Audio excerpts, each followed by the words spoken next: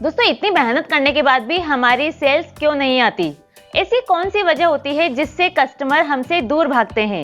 क्या गलती हम करते हैं जिससे सेल्स में हम पिछड़ जाते हैं? तो दोस्तों अगर आप भी सेल्स प्रोफेशन से हैं तो इन सारे सवालों का सामना आपने जरूर किया होगा। तो मैं आपको इस वीडियो में बताऊंगी 12 ऐसी गलतियां जो सेल्स में जाने अनजाने हम करते हैं और यही वजह होती है कि हमारी सेल्स नहीं आ पाती। तो वीडियो को बिना स्किप किए लास्ट तक जरूर देखिए। इसी तरह के और वीडियोस के लिए चैनल को सब्सक्राइब करके बेल आइकन प्रेस कर दें। तो चलिए शुरू करते हैं। हेलो फ्रेंड्स, मैं हूं गरिमा। स्वागत करती हूं आपका हमारे यूट्यूब चैनल धीरू टॉक्स पर। दोस्तों हमारा सबसे फर्स्ट पॉइंट है बिना प्लानिंग के वर्क करना।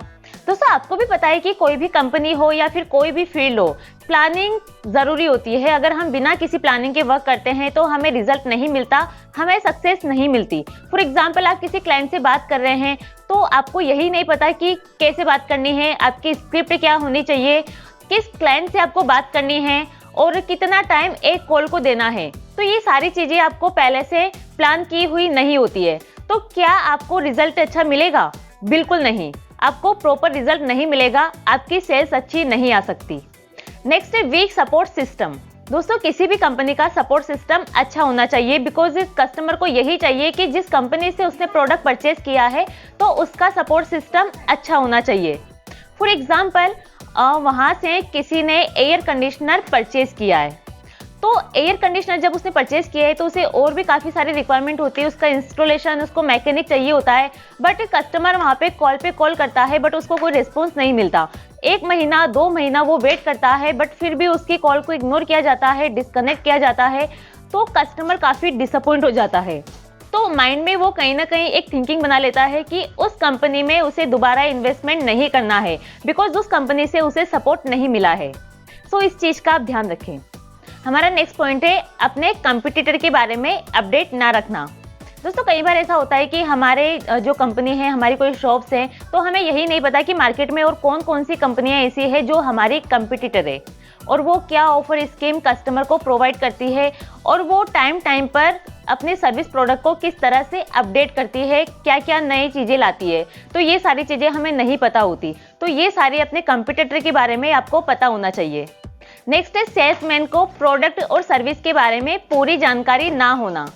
दोस्तों कई बार ऐसा होता है कि हम जिस कस्टमर से बात कर रहे हैं उसे हम ठीक से एक्सप्लेन नहीं कर पा रहे हैं, प्रोडक्ट के बारे में, सर्विस के बारे में उसे अच्छे से सेटिस्फाई नहीं कर पा रहे हैं, उनके क्वेश्चंस का आंसर हम नहीं दे पा रहे हैं। फॉर एग्जांपल आपने कोई मोबाइल सेल किया है, अब वो कस्टमर मोबाइल के बारे में आपसे काफ़ी सारी चीज़ें पूछता है, जैसे उसकी फीचर्स क्या है, उसमें कितनी रैम है, कितना मेगापिक्सल उसका कैमरा है, कितना कॉस्ट है, क्या डिस्काउंट मिल सकता है, ये सारी चीज़ें वो आपसे पूछता है। बट आपके पास इनका सोल्यूशन नहीं होता। आप बोलते हैं कि नहीं मैं पूछ के बताता हूँ, या फिर आप थोड़े टाइम बाद उसको दोबारा कॉल करते हैं। तो ये सारी चीज़ें कस्टमर को डिसअपॉइंट करती है और उसके माइंड में कहीं ना कहीं ये आता है कि सेल्समैन को खुद को इन सब के बारे में पता नहीं है, प्रोडक्ट की नॉलेज नहीं है, तो वो मेरे बेनिफिट के बारे में क्या सोचेगा। सो वो प्रोडक्ट परचेज नहीं करता। नेक्स्ट है बैड कस्टमर हैंडलिंग। दोस्तों कई बार ऐसा होता है कि हम कस्टमर से चिल्ला के बात करते हैं, फ्रस्ट्रेट होकर बात करते हैं, उसकी बातों को ध्यान से सुनते ही नहीं, उसकी बातों को स्किप कर देते हैं, उसके क्वेश्चंस को कंप्लीटली नहीं सुनते, ना ही उनको प्रॉपर्ली आंसर देते हैं। तो ये सारी चीज़ें कस्टमर को काफ़ी डिसअपॉइंट करती है और वो दोबारा आपकी कंपनी में कभी इन्वेस्टमेंट नहीं करता। नेक्स्ट है टाइम से फॉलोअप ना लेना।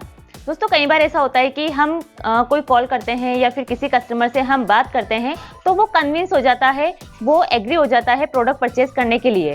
फॉर एग्जाम्पल हमने कोई हॉट कॉल की है और वो 50,000 का प्रोडक्ट परचेज करना चाहता है। वो बोलता है कि 5 दिन बाद हम इसका पेमेंट कर देंगे।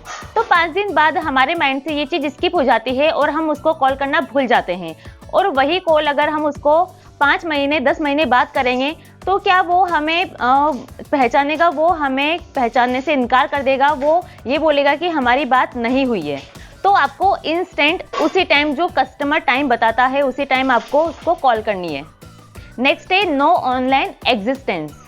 दोस्तों आपको पता है कि आजकल ऑनलाइन का दौर है, लोग घरों से बाहर निकलना कम पसंद करते हैं, वो घर बैठे ही सामान परचेज करना पसंद करते हैं, घर बैठे ही वो सामान का ऑर्डर कर देते हैं। दोस्तों अगर आपकी भी कोई शॉप है, कोई कंपनी है, तो आप जो आपका प्रोडक्ट सर्विस है उसका ऑनलाइन प्रमोशन कर सकते हैं। फॉर एग्जांपल आप एफबी पे, इंस्टा पे पेज बना सकते हैं। डेली बेसिस पर आप वहां पर पोस्ट अपडेट कर सकते हैं और उसी के साथ यूट्यूब पर आप अपने कंपनी से रिलेटेड वीडियोस वहां पर डाल सकते हैं। कंपनी का अलग से यूट्यूब चैनल बना सकते हैं। सो वहां से काफी सारी ऑडियंस आपकी जनरेट होती है और ज्यादा से ज्यादा सर्विस प्रोडक्ट कस्टमर परचेज करते हैं। नेक्स्ट है सेल्स में ट्रेडिशनल ट्रेंड को फॉलो करना। दोस्तों आपने देखा होगा कई सारी कंपनियां, कई सारी शॉप्स ऐसी होती है जो पुराने तौर तरीके के हिसाब से काम करती है। वो अपने जो परंपरागत तरीके हैं उनसे कॉम्प्रोमाइज नहीं करती है। उन्हें चाहे कितना भी प्रॉफिट हो, उन्हें फर्क नहीं पड़ता, बस तरीके चेंज नहीं होना चाहिए। तो ऐसा आपको नहीं करना है। नए आइडियाज लेकर आने हैं, नए तौर तरीकों से आपको काम करना है। क्या क्या मार्केट में हो रहा है, क्या नई चीजें हैं जिससे आप ज्यादा से ज्यादा ऑडियंस जनरेट कर सकते हैं, ये सारी चीजें आपको फॉलो करनी है और इससे आप ज्यादा से ज्यादा अपने सर्विस प्रोडक्ट को सेल कर सकते हैं। नेक्स्ट है डिस्काउंट और ऑफर्स ना देना। दोस्तों कई बार ऐसा होता है कि जैसे कोई कंपनी है तो वो डिस्काउंट ऑफर्स नहीं देती तो कस्टमर उनकी तरफ अट्रैक्ट नहीं होते। फॉर एग्जांपल जैसे कोई दो मॉल्स है, एक मॉल से जो बड़े बड़े जो फेस्टिवल्स हैं उन पर कस्टमर के लिए स्पेशल ऑफर, स्पेशल डिस्काउंट देता है तो ऑडियंस ज़्यादा से ज़्यादा उनकी तरफ अट्रैक्ट होती है। वहीं दूसरा मॉल है जो कोई भी ओकेजन हो, कोई भी फेस्टिवल हो, वो कोई ऑफर, कोई डिस्काउंट अपने कस्टमर को नहीं देता, तो वो कस्टमर उसी को प्रेफर करते हैं जो कस्टमर के फायदे के बारे में सोचते हैं, उसका बेनिफिट चाहते हैं। नेक्स्ट है bad service and product quality. दोस्तों अगर आपकी जो कंपनी है, आपकी कोई शॉप भी है, तो अगर उसके प्रोडक्ट की क्वालिटी अच्छी नहीं है तो आप बताइए क्या प्रोडक्ट को कस्टमर परचेज करेंगे? बिल्कुल नहीं।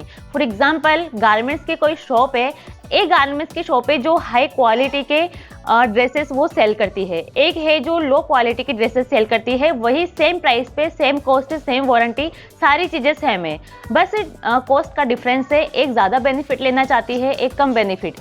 तो कस्टमर किसे प्रीफर करेंगे? कस्टमर उसी को प्रीफर करेंगे जो उनको अच्छी क्वालिटी की ड्रेस देती है। नेक्स्ट है नो सेल्फ इम्प्रूवमेंट।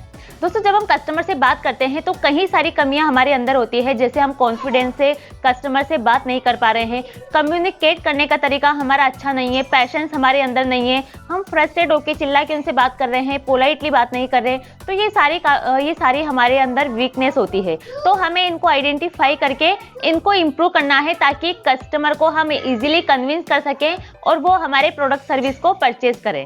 नेक्स्ट है टीम वर्क का ना होना। दोस्तों आपको बताइए, एक तो अकेले किसी काम को करना, एक टीम के साथ किसी काम को करना। अगर आपके पास टीम है तो आप बड़े से बड़ा टारगेट अचीव कर सकते हैं, लेकिन अगर आप अकेले काम कर रहे हैं तो वो टारगेट आप अचीव नहीं कर सकते। सो बहुत जरूरी है कि आप एक टीम बनाकर ही वर्क करें। उससे जो कमजोर एम्प्लॉय होता है, जो नया एम्प्लॉय है, उसको एक्सपीरियंस नहीं है, तो वो भी आपसे कुछ सीखता है और वो भी अच्छा काम करके उसको देता है।